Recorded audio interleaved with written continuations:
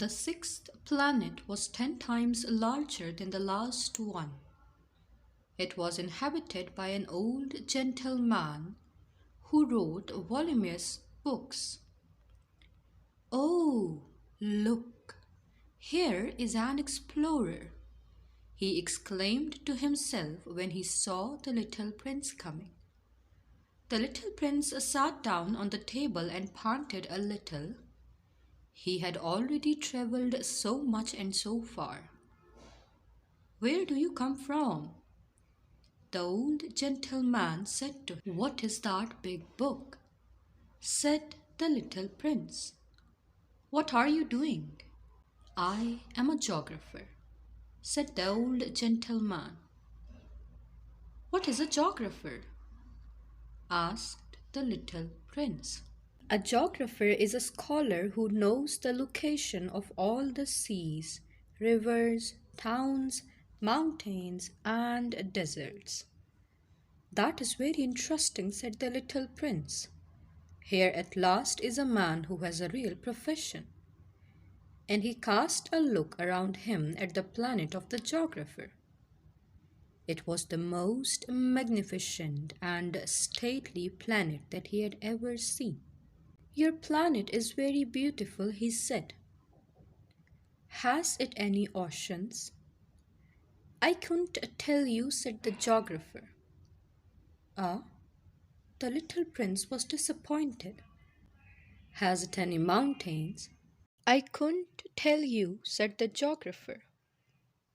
"And the towns and rivers and deserts?" "I couldn't tell you that either." "But you are a geographer." "Exactly," the geographer said. "But I am not an explorer. I have not a single explorer on my planet. It is not the geographer who goes out to count the towns, the rivers, the mountains, the seas, the oceans, and the deserts. The geographer is much too important to go loafing about. He does not leave his desk, but he receives the explorers in his study. He asks them questions and he notes down what they recall of their travels. And if the recollections of any one among them seem interesting to him, the geographers order an inquiry into that explorer's moral character. Why is that? Because an explorer who told lies would bring disaster on the books of the geographer. So would an explorer who drank too much. Why is that? Asked the little prince. Because intoxicated men see double. Then the geographer would note down 2 mountains in a place where there was only one. "I know someone," said the little prince, "who would make a bad explorer." "That is possible." "Then, when the moral character of the explorer is shown to be good, an inquiry is ordered into his discovery. One goes to see it." "No, that would be too complicated." "But one requires the explorer to furnish proofs. For example, if the discovery in question is that of a large mountain, one requires that large stones be brought back from it." The geographer was suddenly stirred to excitement.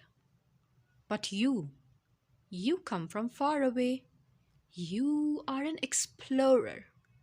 You shall describe your planet to me." And having opened his big register, the geographer sharpened his pencils. The recitals of the explorers are put down first in pencil. One waits until the explorer has furnished proofs before putting them down in ink. "Well," said the geographer expectantly.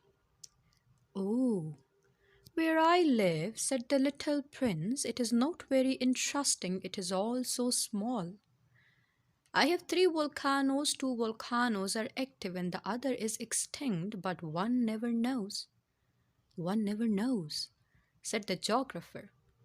"I have also a flower." "We do not record flowers," said the geographer.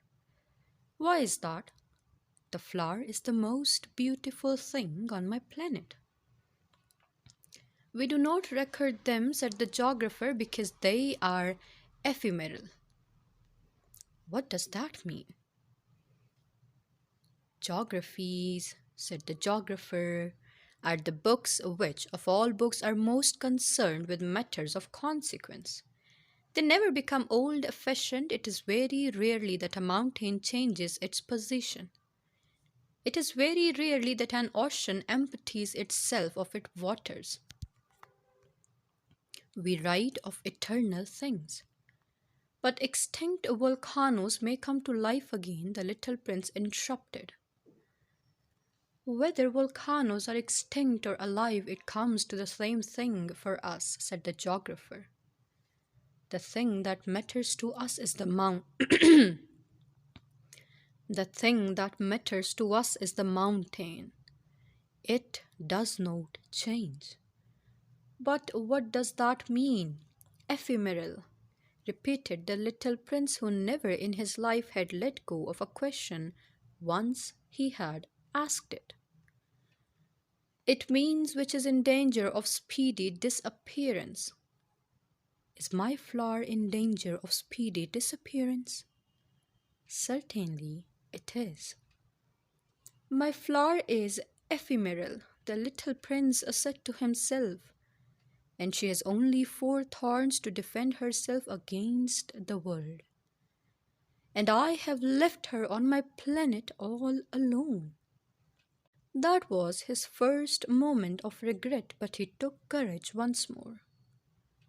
What place would you advise me to visit now? He asked.